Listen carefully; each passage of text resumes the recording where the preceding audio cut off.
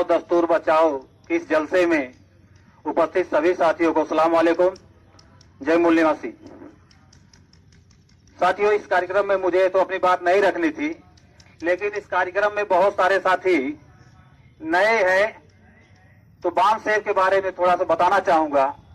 इसलिए बताना चाहता हूं कि हम लोग इस देश में SC, ST, OBC और माइनॉरिटी में इत्तेहाद निर्माण करना चाहते हैं। आपको खुशी होगी, ये इत्तेहाद निर्माण करने का पहल 6 दिसंबर 1978 से ही शुरू है। 6 दिसंबर 1978 से कोशिश की जा रही है, लगभग 40 साल होने को आ गए। ये बाम सेव क्या है? ये बाम सेव अंग्रेजी के 6 अक्षरों से मिलकर बना हुआ संगठन है, BAMCEF। यह संगठन का छोटा नाम है, इसका बड़ा नाम हर अक्षरों से निकलता है। जैसे B फॉर बैकवर्ड। बैकवर्ड का मतलब होता है पिछड़ा। जो पिछड़े हुए लोग हैं देश में, वो 3 सामाजिक समूहों में है जिन्हें संवैधानिक मान्यता मिली हुई है। वो है शेड्यूल कास्ट, यानी अनुसूचित जाति, जिसकी आबादी देश में 15% है, जिनको अछूत बना के रखा गया। बाबा साहब ने उनको नाम दिया अनुसूचित जाति। 1500 जातियों का समूह है जो सामाजिक, आर्थिक, शैक्षणिक, राजनीतिक रूप से पिछड़े हुए लोग हैं। दूसरा है अनुसूचित जनजाति, यानी शेड्यूल ट्राइब। इसमें 750 जातियां हैं और 7.5% आबादी है। इस तरह से SC, ST को मिला करके होता है 22.5%। इनकी संख्या जो है 22.5% है, इसलिए संविधान में इनको 22.5% रिजर्वेशन है। जिसकी जितनी संख्या है उसकी उतनी हिस्सेदारी होनी चाहिए। अगला है OBC, अदर बैकवर्ड क्लास, यानी अन्य पिछड़ा वर्ग। अन्य पिछड़ा वर्ग है वो, इसमें 3743 जातियां हैं और 1931 के जनगणना के अनुसार ये 52% है। 52% का मतलब आधे से ज्यादा। आधे से ज्यादा का दूसरा मतलब है लोकतंत्र में। लोकतंत्र क्या कहता है? जिसकी संख्या ज्यादा होगी वो बहुमत में होगा, जो बहुमत में होगा वो राजा होगा, शासक होगा। शेड्यूल कास्ट, शेड्यूल ट्राइब और माइनॉरिटी को छोड़ दीजिए, केवल OBC आधे से ज्यादा है। उसको भारत में रूलिंग क्लास होना चाहिए, शासक होना चाहिए। लेकिन तथाकथित आजादी के 70 साल बाद भी क्या है वो? आज भी पिछड़ा है और अपने पिछड़ेपन का सर्टिफिकेट बनवा के लाता है तहसील से, जिला मुख्यालय से सर्टिफिकेट बनवा के लाता है, लेमिनेशन करा के घर में सजा के रखता है कि हम पिछड़े हैं। कौन वर्क कर रहा है? जिसको शासक होना चाहिए। क्यों ऐसा हुआ? ये 3743 जातियों में बटे हुए हैं। बटे हुए नहीं है, ब्राह्मणों ने इनको बांट कर रखा हुआ है। बांटो और राज करो अंग्रेजों की पॉलिसी नहीं है, ब्राह्मणों की पॉलिसी है। अंग्रेजों ने तो उनसे सीखा कि ब्राह्मण जैसे राज कर रहे वैसे हम भी फूट डाले राज करें। ये साथियों 3 वर्ग ऐसे हैं जो पिछड़े हैं। SC, ST, OBC ये तीनों बैकवर्ड है। सामाजिक, आर्थिक, शैक्षणिक, राजनीतिक रूप से पिछड़े हुए लोग हैं, जिनको भारत की समाज व्यवस्था में ब्राह्मणों ने शूद्र कहा। शूद्र जो है वो अधिकार वंचित है। दुनिया में गुलामों को गुलाम कहा जाता है, भारत में गुलामों को ब्राह्मणों ने शूद्र कहा। शूद्रों को सारे अधिकारों से वंचित किया और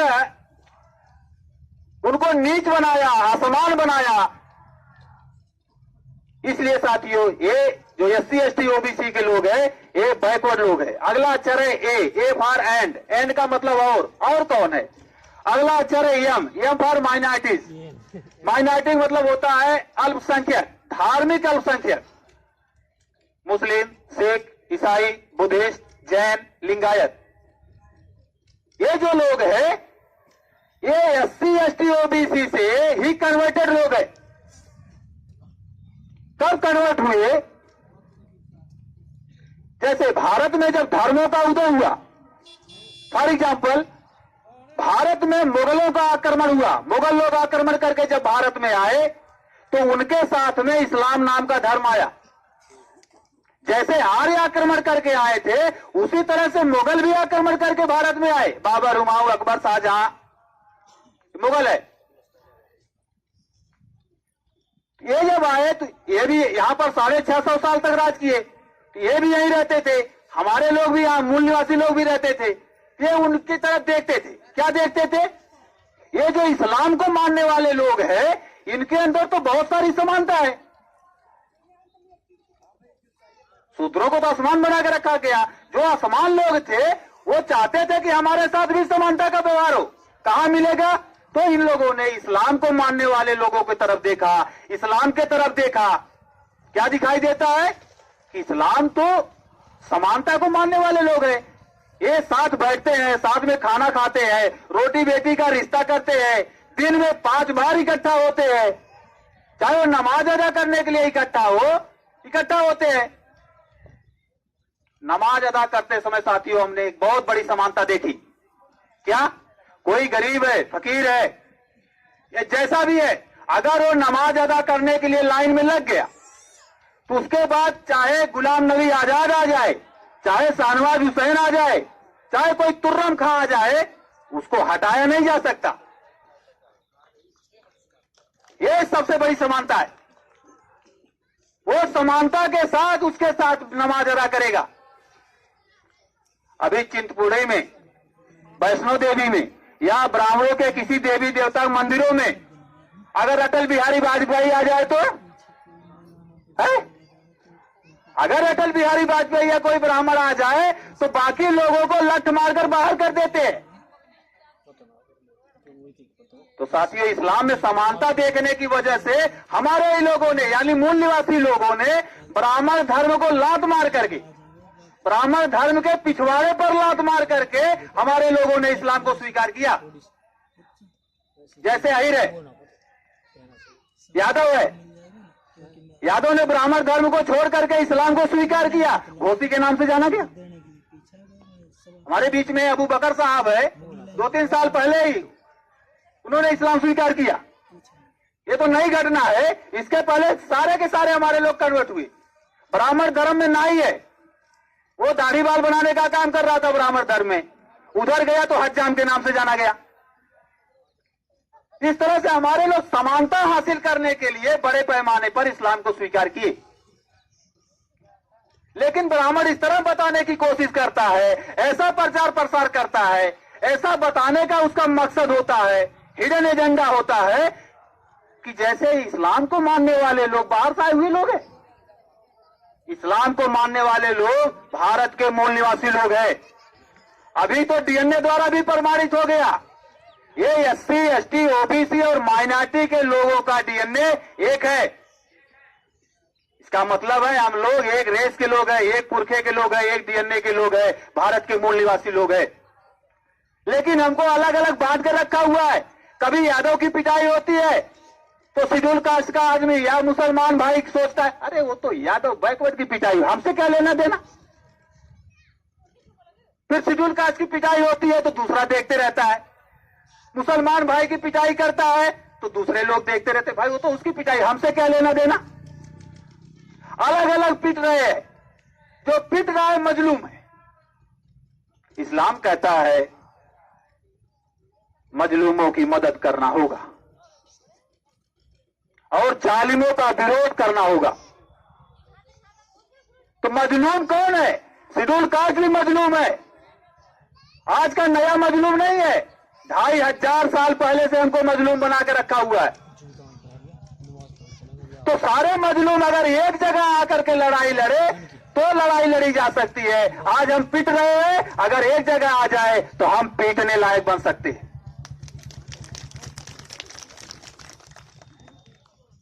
आज हम पिट रहे हैं, आज ब्राह्मण हमको पीट रहा है। क्यों पीट रहा है? हम अलग अलग हैं उनकी पॉलिसी के आधार पर।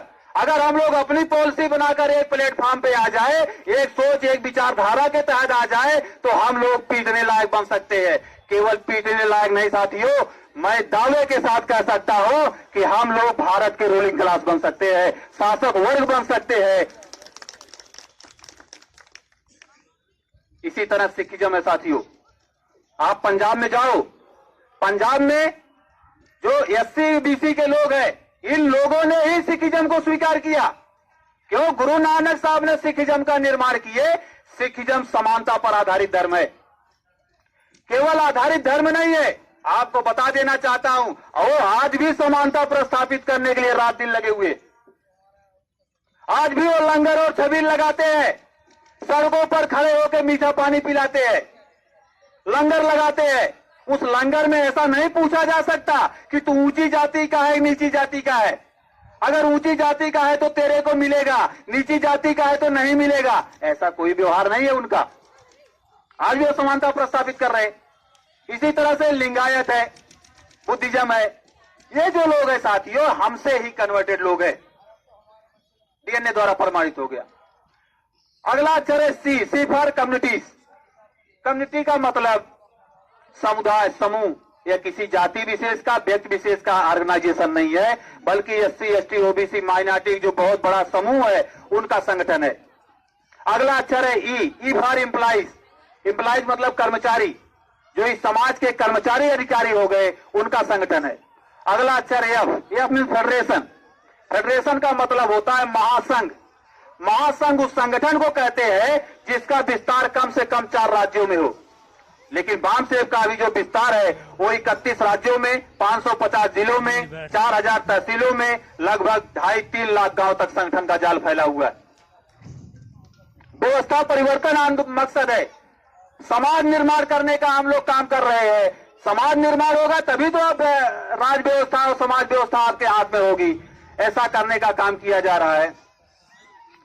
साथियों, मेश्राम साहब और मौलाना साहब जो नासिक महाराष्ट्र से आ रहे हैं, वो जल्दी हमारे बीच में पहुंचने वाले हैं। उनको साथी लोग रिसीव करने के लिए गए हैं, जल्दी पहुंचेंगे। साथियों, आखिरी बात कह के मैं अपनी बात समाप्त करता हूं। ये साथियों, लड़ाई हमारी है। ये एससी एसटी ओबीसी माइनॉरिटी मूल निवासी साथियों की लड़ाई है। क्यों लड़ाई हमारी है? कि इसलिए लड़ाई हमारी है, समस्या हमारी है। समस्या हमारी है तो समाधान हमको ही करना होगा। समस्या हमारी, समाधान अटल बिहारी है। समस्या हमारी, समाधान अटल बिहारी तो करेगा नहीं, क्योंकि अटल बिहारी ने तो समस्या निर्माण की। जो लोग समस्याएं निर्माण करते हैं वो लोग समस्याओं का समाधान नहीं किया करते। गांठ बांध लेना इस बात का कि जो लोग समस्या पैदा करते हैं वो लोग समस्याओं का समाधान नहीं करते हैं। समस्या हमारी है, समाधान हमको ही करना होगा। समाधान करने के लिए इस आंदोलन को आपको अपने कंधे पर लेकर चलना पड़ेगा। आपको इसके लिए समय, श्रम, पैसा, बुद्धि, हुनर देना पड़ेगा। जैसे इस्लाम में ज़कात निकालते हैं ना, उस तरह से इस आंदोलन को, सामाजिक आंदोलन को चलाने के लिए आप लोगों को तन मन धन से साथ सहयोग करना होगा तो होगा। ऐसा करने का आप लोग प्रयास करोगे। इसके लिए हम लोगों ने एक कार्यक्रम बनाया। जैसे सुभाष चंद्र बोस ने कहा था, तुम हमें खून दो, हम तुम्हें आजादी देंगे। साथियों, हम तो हमारी मजबूरी, हम खून मांग नहीं सकते, क्योंकि 32 करोड़ लोगों को ब्राह्मणों ने भुखमरी रेखा के नीचे धकेल दिया है। भारत में 32 करोड़ लोग भुखमरी रेखा के नीचे जीवन यापन कर रहे, और अगर हम उनके आजादी के लिए खून मांग लें वो तो मर जाएगा। मारना थोड़ी ने, हम शासक बनाना चाहते हैं। लड़ाई तो लड़नी पड़ेगी, उसके लिए विकल्प निकाला। अरे भाई, वो खून मांग रहे थे सुभाष चंद्र बोस, हमारे लोगों को पसीना तो बहाने के लिए तैयार हो जाओ। पसीना भी अगर नहीं बहाना चाहते तो हमने एक सब्स्टिट्यूट और दिया, 1 रुपए में आजादी। 1 रुपए में आजादी। 1 रुपया तो दे सकते हैं, नहीं दे सकते? 1 रुपया दे सकते हैं। 100 करोड़ लोगों की लड़ाई लड़ रहे, 100 करोड़ छोड़ो, 1 करोड़ लोगों को अगर 1 रुपया देने के लिए तैयार करो तो डेली 1 करोड़ रुपया आएगा आंदोलन के पास। साल में 365 करोड़ आएगा। 365 करोड़ रुपया अगर इस आंदोलन पे लगा दिया जाए तो आग लग जाएगी। वो माचिस वाली आग नहीं लगेगी, जो आग हम लगाना चाहते हैं विचारधारा वाली, वो जरूर लगेगी। ऐसा करने के लिए आप लोग कोशिश करोगे, साथ सहयोग करोगे, ऐसी आशा उम्मीद के साथ आप लोगों ने हमें सुना, इसके लिए आभार, धन्यवाद। अस्सलाम वालेकुम, जय मूल्य। भारत के हम मूल निवासी।